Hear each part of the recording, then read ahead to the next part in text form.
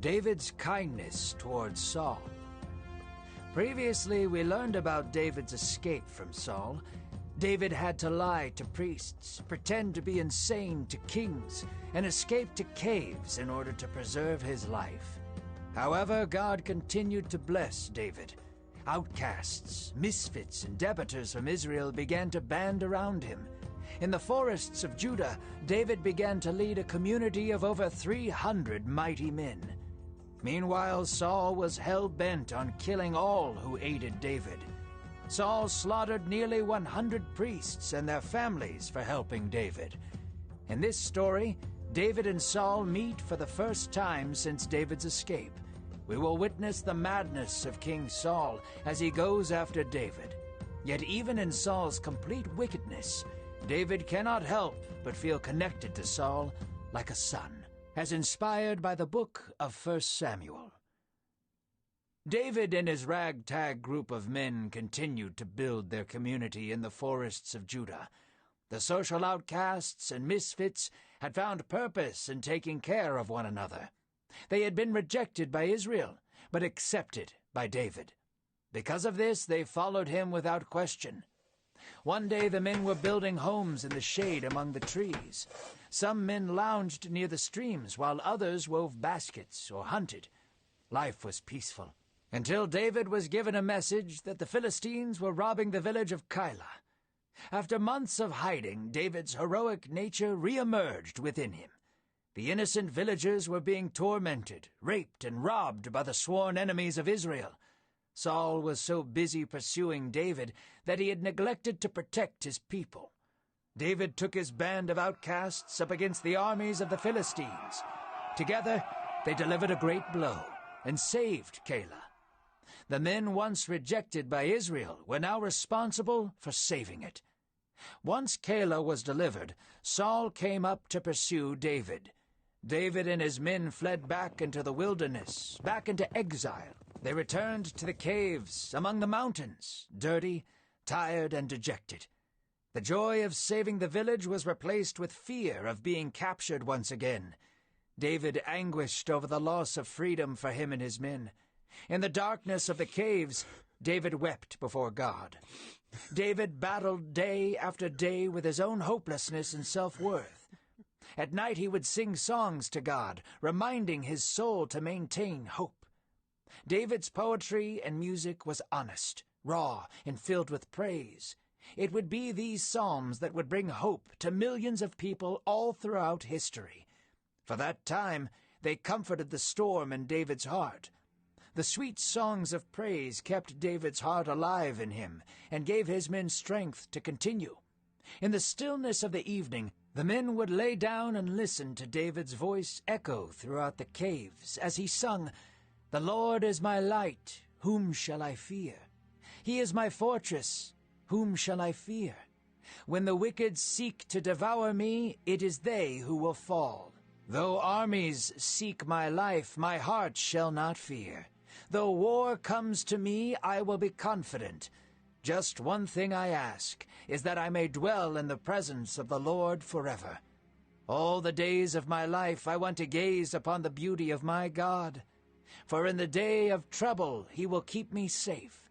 He is my shelter forever." As David sang in the night to the Lord, Saul stewed in his own hatred. He became obsessed with killing David and raised an army of 3,000 soldiers to rise up against David and his men. Saul's army camped outside the caves, not knowing that David and his men dwelled inside. Saul and his men set up camp, and Saul went into the entrance of the cave to rest and attend to his own needs. David's men whispered to him, saying, "Now is your chance. God has given Saul to you on a silver platter." David approached Saul quietly. Saul was dozing off, an easy target. It would be nothing for David to cut his throat and be done with the madness. David stood over Saul in the darkness of the cave for a few moments. Quietly, David drew his blade and crouched down next to Saul. He grabbed a part of his robe, raised the blade, and cut off a small sliver of his robe. Then David left quietly and did not disturb Saul any further. David walked back into the cave where his men were waiting for him. Illuminated by the fire, small tears could be seen on David's cheeks.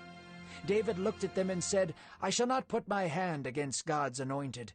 I should not have laid even a finger on him." So David persuaded his men to not harm Saul. Back at the entrance of the cave, Saul rose up at dawn and went on his way to continue his search for David. David watched Saul pack up and begin his departure. His stomach was in knots, and his hands were shaking. David had faced Goliath, a giant unlike anyone has ever seen, and slew him. David had faced enemies of great force and number. David had slain thousands of men with bravery. Yet now David stood at the entrance of the cave, about to do the bravest thing he had ever done. David arose after Saul and went out of the cave. "My king!" he shouted as Saul was mounting his horse. As Saul looked behind him, David bowed his face into the dirt. David beat his chest and spoke to Saul, saying, "Why do you listen to those who say I would mean you harm?" David then lifted up the piece of his robe he tore off and said, "I was standing above you in the cave. I could have taken your life, but I dared not lay a hand on you. I have not sinned against you. I have been nothing but faithful.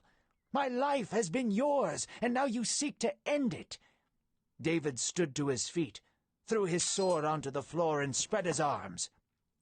"May God judge between you and me. He may punish you, but I will not." Saul stood there in silence. He looked at David, now grizzled and dirty from months of battle and exile. He was then reminded of the young boy who once tried on his armor. He remembered the young boy who would play music to calm his soul. Saul's hardened heart began to melt under the warm mercy of David.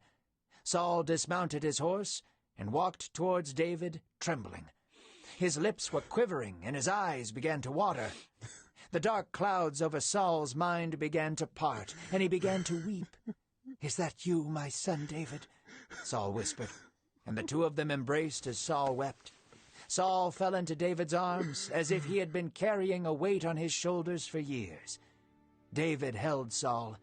God had rewarded David's mercy, for mercy restores peace to a weary mind. Saul held David's face and said, "You are far more righteous than I, David.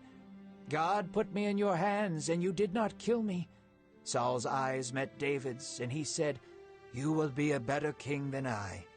The entire kingdom of Israel will thrive under your care, though I do not deserve it. Please show me and my house kindness." So David made his promise to Saul. Saul left with his army back home, but David returned to the wilderness with his men. David experienced the comforts and mercies of God alone in the wilderness. In that same place, he had the courage to show Saul mercy. David was chosen by God to be king, not because he was mighty, strong, or courageous, but because David's heart was continually seeking after God's.